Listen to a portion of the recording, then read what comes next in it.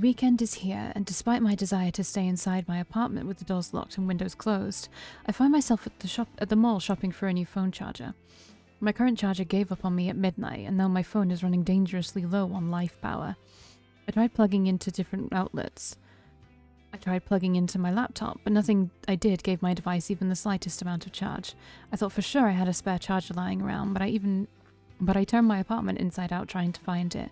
Couldn't even find the right type in my drawer of burner phones. So either the charger has died, which is the best case scenario, or my phone has become faulty.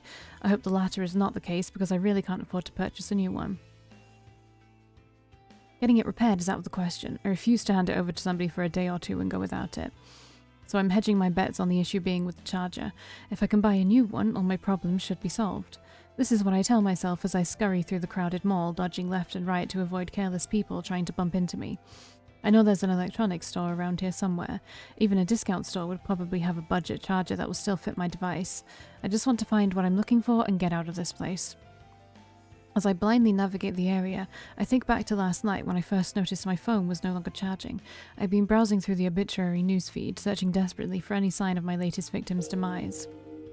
No clues came up. There were countless new obituaries, of course. This is a big country, and people die every day, but very few matched the description of my victim.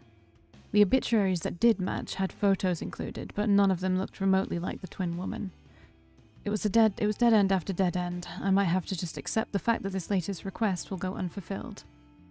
But accepting it makes me angry, very, very angry. I find myself stomping through the mall more often than simply walking.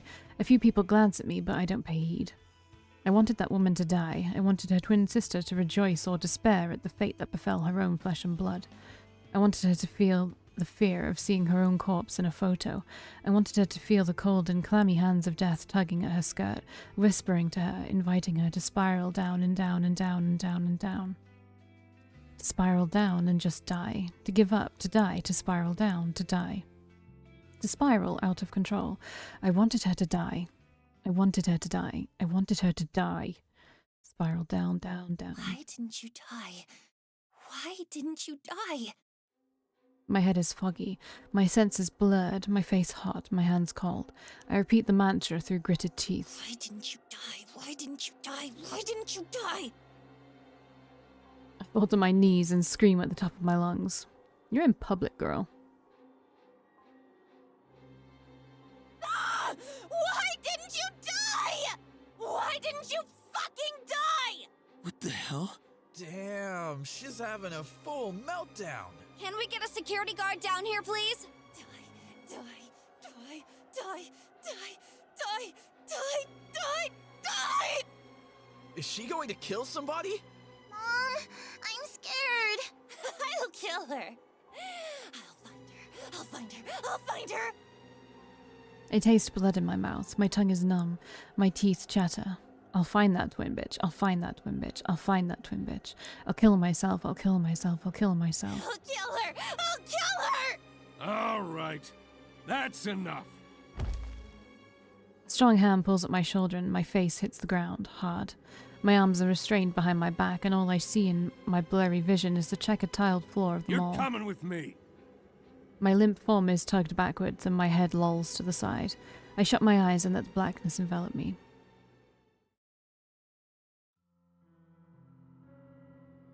A stinging cold ice pack bites against my cheek and rudely awakens me from my stupor. I don't know where I am. I don't remember why I'm here, but the sudden chill spreading across my face is nice, almost soothing. I realize that somebody, a tall man, is holding the ice pack to my cheek and he motions for me to take hold of it myself. I reach a sluggish hand to grab the ice pack and continue to press it against my skin. The man walks around the chair I'm seated in and stands behind a simple wooden desk to face me. You can imagine my surprise when I recognized you. Oh, hey. Huh? Opening my mouth in an attempt to talk causes a dull ache in my jaw. I apologize for treating you so roughly. The only reason I haven't called for the police is because I want to give you the opportunity to calm down and explain yourself. This guy, I know him, but from where? He's your neighbor. Oh, of course. Took me some time because I'm not used to seeing the security uniform. This is Kenji Ogawa. The very same guy who lives in my apartment building. The nice guy who greets me in the stairwell. The father of sweet little Momo. Mr. Ogawa? Ah, so you are completely out of it. He's so like Australian or New Zealand. I actually don't know the difference between the accents, I'm sorry. Where am I? This is the mall security office. You caused quite a scene, Noriko. A scene? You don't remember. Well, give it some time. I'm sure it'll come back to you. I tried to think hard about the circumstances that led me here. I remember something about visiting the mall to buy a phone charger, but I don't think I ever found the store I was looking for. Some kind of anger or fear or something, some familiar primal emotion got the better of me. Listen, Noriko. I've always thought you were a sweet girl. And Momo looks up to you, you know. Please, tell me that you're just not feeling well. Please tell me the things you were screaming aren't true. The things I was screaming.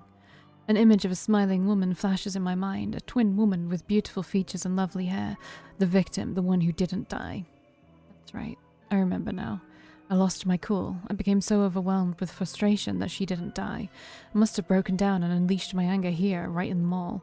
Stupid, stupid, stupid, stupid. This is all because I went outside. I went somewhere I don't normally go.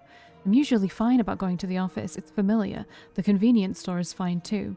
In fact, my whole meticulously planned morning routine rarely bothers me. But the shopping mall, what was I thinking? I haven't been keeping up with my medication. Even if I was on top of it, going somewhere out of my comfort zone is always a risk. I need to start regulating my intake. Taking a pill or two every other day, or when I feel like it, isn't going to help me. Skipping days at a time and just popping a few in my mouth when I need to leave the house isn't what I'm supposed to be doing. I need to follow the guidelines. I need to keep a strict schedule of when I take what. Damn it, Noriko. I'm supposed to be calm at all times, stoic, unflinching, Noriko. What the fuck am I doing? Noriko, you still look a bit flustered. Do you want to lie down for a bit before talking to me? No, Okay. Well, do you want to explain what happened? no. Huh. I never took you for a troublemaker. Please, Noriko. I'm begging you.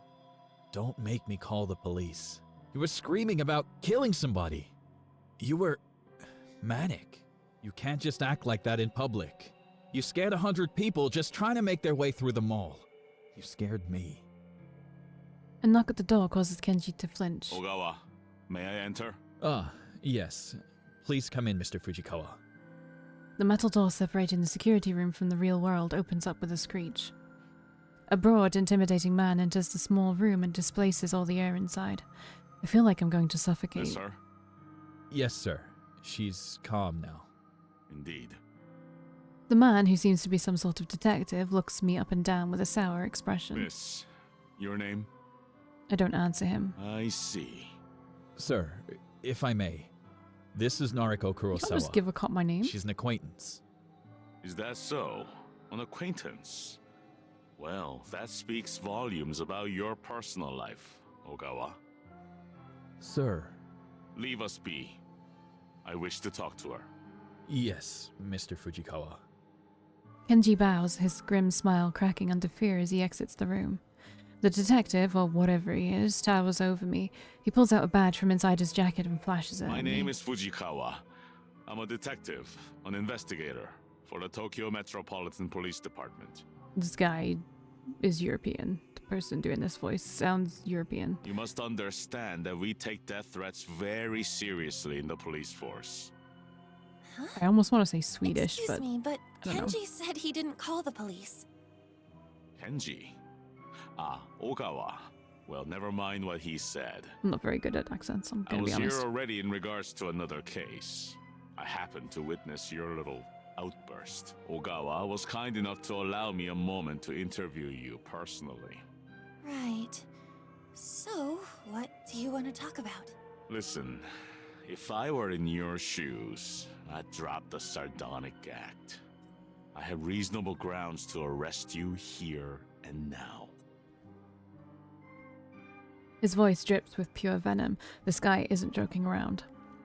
I squirm a little in my seat and remove the cold ice pack from my face. Now, Miss Kurosawa, would you please explain to me who you are threatening to kill? A wave of dread washes over me as the reality of my current situation starts to sink in. If I don't fly straight and narrow here, I might be in for a world of trouble. I apologize for my actions. I wasn't feeling like myself earlier. I regrettably skipped my medication recently. The medication excuse. I'll play along. Were you hallucinating then? No, sir. Not exactly. I need to come up with something, and quickly, or I'm not getting out of here anytime soon. See, I recently had an altercation with a coworker about a guy we both like. The detective rolls his eyes at me. Go on. I guess I was a little upset about our fight, and really, we're actually quite good friends, so I think a combination of that and missing my medication caused me to get a little too upset and say some things I don't really mean. Mm-hmm. And how do I know you're not dangerous? Are you carrying any weapons, Miss Kurosawa? Weapons? No, of course not. I see. Well, you're going to have to permit me to search your belongings. You understand that I can't allow you to leave until I have established that you're Where's not your a threat. warrant? Do you need a warrant to search somebody's, like, person? The detective lurches forward and roughly grabs my handbag. Hey! He tears it open and rummages around inside. I'm somewhat relieved that I'm traveling lightly today. I even left the 2 books I'm reading at home. He finds nothing of interest in the bag, save for one thing, my phone. He taps the screen, toggles the power button, and smacks the phone against his open palm. Is this broken? I realized that the last drop of battery power must have finally drained. I'm probably lucky for the fact. If you found certain things on my phone, I might be in trouble. It's not like I keep corpse photos on there. That's what my collection of burner phones is for. But there are certain things that would be incriminating if they fell into his hands. My noise chat log with Kojiro for starters. And then there are those images of Aoi and Tomoe, and that famous singer that had her phone hacked and her private photos uploaded to the net.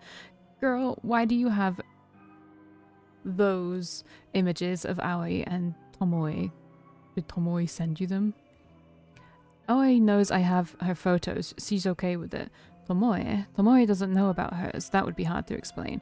The singer, on the other hand, was part of a big scandal a few months ago. Probably half of Japan has seen her photos. Still, I'd rather keep my personal matters completely private. I don't want this asshole looking into my affairs. The battery is dead, sir. Where is your charger then? I don't have one with me. He grunts and throws the phone to me, and I barely manage to catch it with my brittle, skeletal, clumsy Wait fingers. here. I need to make a call. He leaves the room unceremoniously, and I hear the scraping shriek of a steel deadbolt locking the formidable door behind him. I breathe out and try to calm my nerves. I look down at the phone in my hands and see my mirror image counterpart peering at me in the black reflection. I don't look as good as I normally do. My makeup is smudged, which is strangely becoming more and more common for me. I think I've gained some weight. My gaunt face seems fuller somehow. My prominent cheekbones are softer. This girl staring back at me, she's not wholly familiar. Is this Noriko Kurosawa? Is this corpse girl? I look like some aberration, some sickening concoction of myself and some person I don't fully recognize. I don't understand how I could have gained weight. I've been eating less. Maybe the canned coffee I consume religiously contains more calories than I realize. I'll need to cut down immediately. A sour taste rolls around on my tongue and I swallow it reluctantly. I feel ill at the sight of myself. The steel door swings open and Fujikawa stomps in like an angry toddler. Well, the precinct claims you don't have a prior record, Miss Kurosawa. That's good news for you, I'm sure. But it's a fucking pain in the ass for me. I flinch at his apparent anger and recoil slightly in my chair. You're free to go. However, I'll remember you. Another incident like this, and I'll have you in for a psychological assessment faster than you can blink. I can do nothing but nod as a wave of relief washes over me. Get your things and get out of here. Oh, for the love of God, go eat something. You look like a starving child. So she has body dysmorphia as well. She's like seeing herself that's completely different to what she looks like in real life. Fujikawa spins on his heel and with force and once again leaves me sitting alone. I take a minute to collect my thoughts before picking up my belongings and shoving them into my handbag. As I leave the security office, I spot Kinji standing outside the door. He bows his head meekly. Take care, Noriko. Yeah. He doesn't lift his head as I walk away.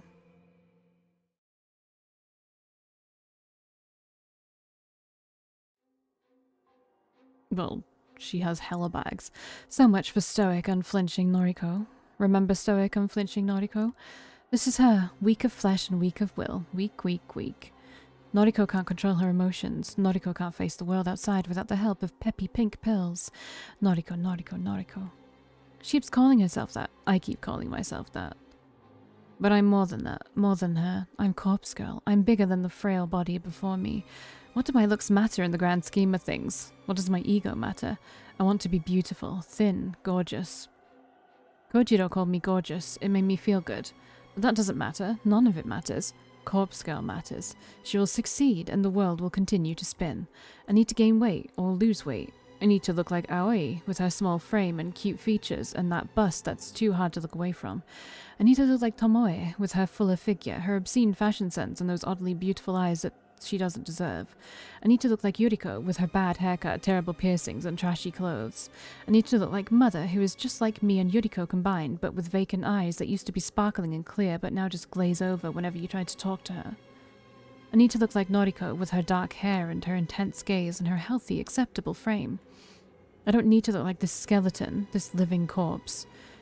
I don't need to look like this physical embodiment of hunger and longing and lust and fear and stress and anxiety and uncertainty and ambition and exhaustion. I curse at the mirror and spit at my own reflection. Fuck you! I clench my fists until my nails dig and tear and pierce into my flesh, letting blood trickle between my knuckles and drip down to the carpet. I don't want to be you! I'm better than you! I'm better than you! I'm better than you! But I am you. I am Corpse Girl. It's what I always wanted. It's that sense of belonging that I always sought. It's that feeling of home that I reclaimed after home was lost. After Mother moved and Yuriko got put on ice, and after I found this apartment that felt so strange at first. This is who I am. I love your hair, your eyes. I love you. Don't ever leave me. Don't leave.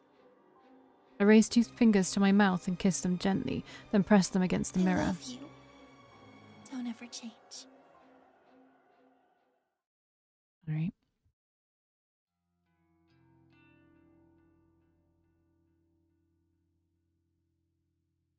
To my absolute delight, I woke up this morning feeling really refreshed. I was worried that my temporary incarceration at the mall would continue to stress me out today. Thankfully, my fears were unfounded. I spent the early morning cleaning up my room. I had to use some elbow grease to get a few specks of blood out of the carpet and to clean a bit of lipstick off my mirror. I even took my medication with a tall glass of water, and I didn't skip the pills I don't like this time. It'll be some time before I feel stable, maybe even a few weeks, but the fact that I'm already taking steps forward has done wonders for my mood. Today's a day to stay inside and work on me.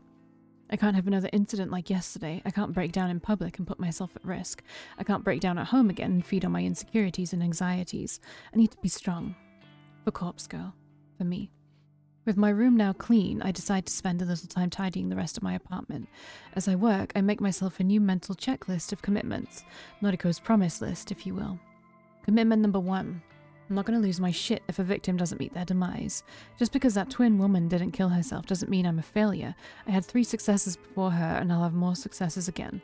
I just need to try harder, work harder, refine my methods and keep moving forward. And I'm not at a dead end yet. I have a trick up my sleeve after all. Kojiro's connection to the morgue may very well be the ace I need to win.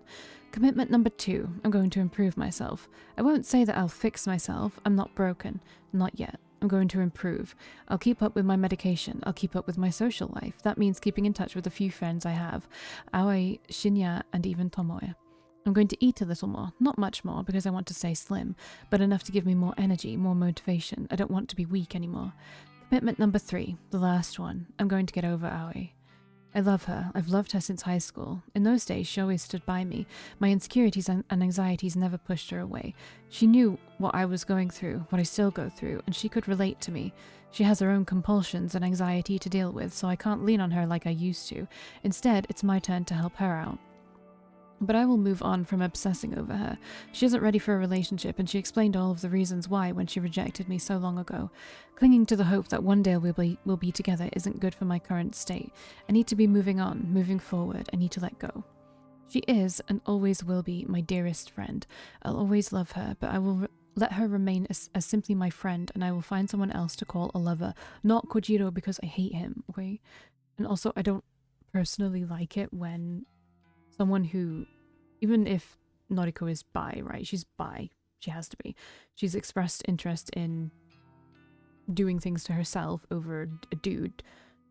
So that's what I'm guessing. But she's been deeply in love with a woman. I don't want her to then move on to a guy. You know what I mean? It just feels kind of like, it just makes me feel kind of icky. It's like so common where it's like, oh, this isn't working out, so it feels like abnormal or whatever. Even though she's not saying that, this is how it kind of feels.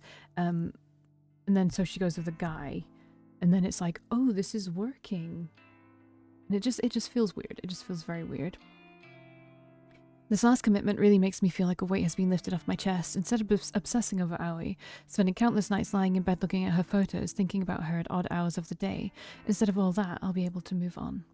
Even if it takes some time, I'll find someone who wants to be with me. There are plenty of fish in the sea, as they say. I can't say there's anyone in particular I have my eye on just yet. My social circle is pretty limited after all. Shinya is a guy I'm simply not interested in. There's no spark there, and there never will be. Tomoe, as irritating as I find her, is oddly alluring to me. See, she shows way more interest in women than she does in guys. Like, it's all the weird pictures she has on her phone. Aoi, Tomoe, that idol or whatever, all women, I think, right? I don't like her clothes or makeup or the whole aesthetic she has built for herself, but some part of me would kill to spend a passionate night with her. Then there's Kojiro, that weird, awkward, strange alien creature that I just can't wrap my head around. He said I'm gorgeous, he really said that, but he's too weird. I feel like he's the kind of guy that would stalk you and stab you if you ever broke up with him. For now, I can't think of anyone I would seriously pursue, but I'll give it some time. I have all the time in the world. I find myself smiling as I finish tidying up the apartment. Having a nice, clean place to live really does help to lift the spirits. Unfortunately, I still haven't managed to get rid of that lingering scent of mold that always wafts around. It's a musty odour that seems to be ingrained in the very walls of the apartment building for at least as long as I've lived here. I know it's not coming from my apartment because it's pretty easy to smell from downstairs too, and as far as I can tell, my place is completely mold-free. Might not be the best at cleaning, but if nothing else, I keep disgusting mold out of my home. Still, the occasional odour aside, my place is clean and cozy now. I lay down on the couch and stretch my body, letting my taut muscles stiffen and then relax. The day is still early, and it feels good that all my chores are already complete. The icing on the cake is the fact that Corpse Girl has 2 new requests sitting patiently in her inbox. I logged in earlier and saw them, but decided to sort out my cleaning first. Now I can reward myself by spending the rest of the day working on the new requests. I can hardly contain my excitement at the prospect. 2 requests to work on is better than I could hope for, and I'm sure at least one of these new victims will fall. My positive attitude will go a long way to ensuring my success this time. Unable to restrain myself anymore, I snatch up my laptop from its charging point next to the couch. I flip open the lid and gaze at the photos that I downloaded earlier. My 2 new victims, fresh blood. The first is an older male, maybe in his 50s, typical businessman type. He might as well be a clone of every other nondescript man you see on the subway, at the supermarket, on TV. If I had to guess, I'd take a leap and say his miserable wife wants him out of the picture. Maybe she's unhappy with their finances, or she's having an affair, or she's just tired of his clone face and his clone personality. Regardless, someone wants this unremarkable man removed from the face of this unremarkable world. The second victim is much, much more interesting. 2 things strike me as noteworthy about this photo. Firstly, the cleavage, of course. She's like... She leans way more to women. I feel like she leans way more to women. Secondly, the image is a photograph of a photograph. Somebody has snapped a picture of an actual physical photo and uploaded it to the site. The photograph is in good condition, as though its owner values it above all else. A signature is scribbled across it in white ink. It's an autographed photo of someone who is perhaps moderately famous. I don't recognize the woman in question, and the signature is such a mess I can't even make out a single kanji in her name. Regardless, I would be willing to bet that a disgruntled fan is requesting her death. If she's an idol or a singer or an actor, it wouldn't be unheard of for something like this to happen. A fanboy gets to meet her a few times. They shake hands at events, whatever. He asks her out and she politely declines. And then the obsession begins. If the fanboy can't have her, no one can. Kill her, kill her. Well, that's the theory I slowly piece together as I examine some of the finer details of the photo. The reasons behind the requests don't matter. They never matter. I'll kill them all the same. I'm going to work on the woman's photo first. I'll timestamp her photo with tomorrow's date and send it to her this afternoon. That should give her about 24 hours to give up on life and light herself on fire. Maybe I'll do the same with the businessman. I'll give him a timestamp set 24 hours from when I send the photo. It'll be kind of fun to schedule 2 deaths to occur around the same time. It'll make tomorrow a very exciting day. With my goal set, I load up the database of the deceased and get to work.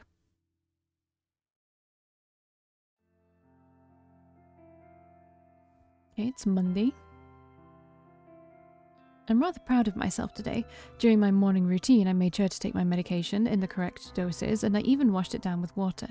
It didn't even interfere with my strict schedule. I still managed to catch the usual train, I got to the convenience store at the usual time, and I arrived at the office without a hitch. If I can keep up this dedication, this commitment to improving myself, I know I can be stronger than ever, strong enough to fulfill Corpse Girl's ambitions. I greeted both Shinya and Tomoe when I came into the office, and I even made small talk for a few minutes. Since the day has nearly ended now, I'm going to make an effort to chat with them again before heading home. Being social will help me get through this. That's what Aoi used to tell me anyway, at least before she stopped being social herself. It's about 5:45 p.m, and although both of my latest victims should have killed themselves by now, I don't feel the need to obsessively check for their obituaries. I have a news alert set on my phone, of course. If it uncovers anything, I'll be notified, but even if it doesn't, I won't stress out. I'm playing it cool. Cool, stoic, unflinching Noriko. The drone in the office always reaches its nadir at this time in the evening. It's actually quite pleasant being able to sit in a quiet environment to feel the soft breeze of the air conditioner against my skin. I feel that I'd like to take this time to slowly pack away my things and get ready for the journey home. As I take off my headphones and stretch my arms, Tomoe approaches me with a spring in her step. Yo, what up, slut? Yeah, what's up? About a week ago, I would have taken Tomoe's greeting as an insult. Now that I know her a little better, I can tell she's actually just being affectionate. Despite any differences we might have once had, she really seems to have warmed up to me lately. Hello. How did your day go? You know, same old. What about you? It went well, thanks. Good to hear. You know, Shinya and I are supposed to go out tonight, but... What's wrong? Hasn't he seemed, like, kinda off today? He can barely look me in the eye. Really? I spoke to him this morning. He seemed okay. You don't reckon he's seen another woman, do ya? Huh? Another woman? Some fragment of a memory, some glimpse of a murky recollection flutters around the corners of my mind just out of reach. Shinya and another woman. Something is on the tip of my tongue, but I can't quite formulate my thoughts. Shinya isn't the type to cheat, though, so... I don't know. Cheating? No, Shinya wouldn't do that. He was so nervous when he spoke to me about being pressured into sex. Oh, that's it. The memory that was flitting around the edges of my consciousness has come into the light. Shinya spoke to me hypothetically about being pressured into sex. He said Tomoe wasn't the one pressuring him, so who was he talking about? Is this something I should talk to Tomoe about? If Shinya really is having a hard time and acting differently around Tomoe, then their relationship could really be in trouble. But is it even my place to say anything? Shinya spoke to me in confidence. He's my friend. But Tomoe is my friend too, and she seems genuinely worried about him. I take a deep breath. This is just office drama, like usual.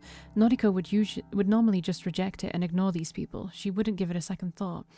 But that's unhealthy, anxious, scared, weak Noriko. I don't want to be that girl anymore. I can be more than that. I'm improving day by day, and part of that improvement involves being more social. It's good for me, right? Shinya and Tomoe are my friends. People want their friends to be happy. That's normal. That's normal. That's normal, right? I think so. Therefore, I want them to be happy. Together. I swallow hard and speak my mind. Tomoe, I think that Shinya may be involved with another woman. What? Are you serious? Listen though, it's not exactly how it sounds. He came to me a little while ago and asked what to do if someone pressured him into sex. I know that you're not the one he was referring to, so... I think he may be in trouble. I think someone else might be forcing him to do something he doesn't want to do. What the fuck? He spoke to you about it, but not me? Not really, like, the point here. Tomoe, he seemed really depressed about it. I think he wanted to resolve the situation without having to worry you. Yeah, I get what you mean, but who the hell is trying to seduce him? I'm afraid I have no clue about that. Sorry. Okay, that's fine. Thanks for telling me this anyway. Now at least I know something's up with him. I'm gonna speak to him. I'll make him cough up what's what. Are you sure that's the best thing to do? Yeah, cause I'll let him know that I'll take care of everything. If some bitch is putting the moves on my Shinya, I'll smack him into the ground. Of course. I don't know why I ever doubted you. Tomoe grins despite her obvious frustration and gives me a thumbs Thanks, up. gang. I'll keep you updated. Okay, good luck. She spins on her heel and leaves me behind. I think I did the right thing. Surely Tomoe will get to the bottom of the situation. I watch as she wanders over to Shinya's desk. They exchange a few words that I can't hear from my position. Tomoe then leaves, and Shinya sluggishly lowers his head to rest against his desk. Now that Tomoe has left the office, only a handful of stragglers remain on this floor, myself and Shinya included. I find myself watching Shinya for more than a few minutes. He doesn't seem to notice that my gaze is locked on him. A few more of my co-workers take their leave, and an eerie quiet descends over the empty office floor. I remain in my chair, staring intently at Shinya's distraught face. We're the only ones still here. He doesn't show any signs of moving. It's kind of unnerving to see him like this. It's not like he's the peppiest or most energetic person I've ever met, but to see him so drained and motionless makes me feel uncomfortable. I owe it to my newest convictions to go and talk to Shinya. More than that, I owe it to him. I find myself striding towards his desk before my mind even registers that I'm moving. Hey. I'm slightly startled when he immediately looks up at me. The sudden movement is reminiscent of a corpse springing to life in a B-grade zombie film. Oh, Noriko. Not feeling well? Not really. I'm sorry. I shouldn't be here if I'm unwell. I didn't mean to worry you. Don't sweat it. I'll, take my leave then. If he leaves now, I won't feel like I've done anything to help him. As awkward as it feels to pry into his personal affairs, I need to dig deeper if I'm going to try and help him feel better. But what should I even say?